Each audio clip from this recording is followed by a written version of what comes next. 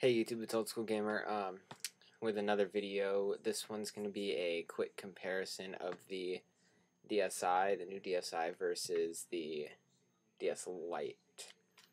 Just kind of going to go over the differences between the both, my personal thoughts, what I like better, what I don't like about each one. So I'm just going to kind of go over. So I can get down here.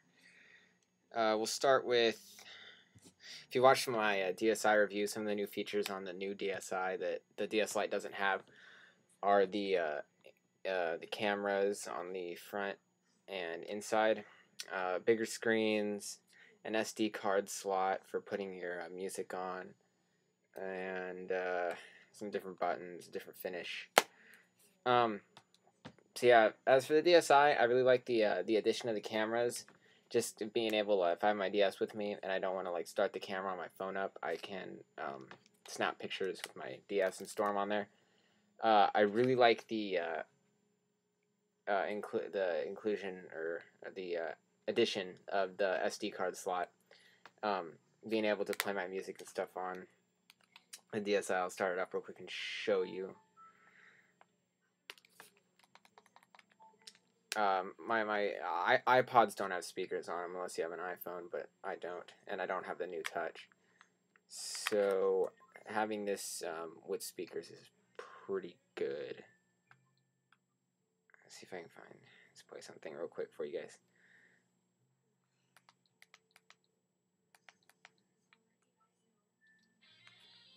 So yeah, being able to play your music is pretty cool from anywhere. And you can do a bunch of stuff while you're listening to it, so it's pretty nifty. And if you have headphones plugged in when you close the DS up, you can still listen to your music and control the volume and everything, so it's pretty cool. Even when it's closed, the L&R buttons control the track selection, I believe. So yeah, that's pretty cool actually. Some of the things I don't like about the DSi. It doesn't have. I mentioned this in my DS Lite or my DSi review. I don't like the finish on the DSi as much as the DS Lite's kind of glossy finish. I like the glossiness just because it's. I don't know. It just feels better to me. And also, it's not that big of a deal to me because I do have a Game Boy Advance. But the get a game real quick. But the GBA slot on the DS Lite was a pretty cool thing to have, so you could you know, play all your games anywhere. So I kind of miss that, not as much, but it was still a pretty nice addition. Let's see what else. I do like the bigger screens on the DSi.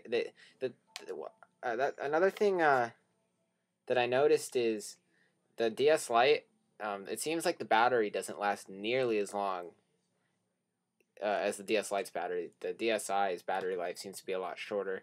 And I keep the brightness at the middle setting, at setting 3. And so, I don't know. But you can see, you might not be able to tell that much, but the DSi's screens are a little bit bigger than the DSi's, which is a good thing besides the fact that they might drain more battery. But they're about the same brightness, clarity. The DSi screens still look great. They're kind of hard to see there.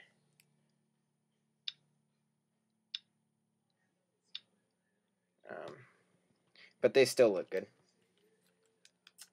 I really like the new interface on the DSi with the different categories on it.